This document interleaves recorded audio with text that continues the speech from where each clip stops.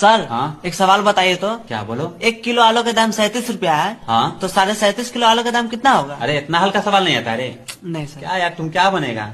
देखो, 1 किलो आलू का दाम 37 रुपया है, ठीक है। ठीक है। तो 37.5 किलो आलू का दाम इतना महंगा आलू लेगा रे।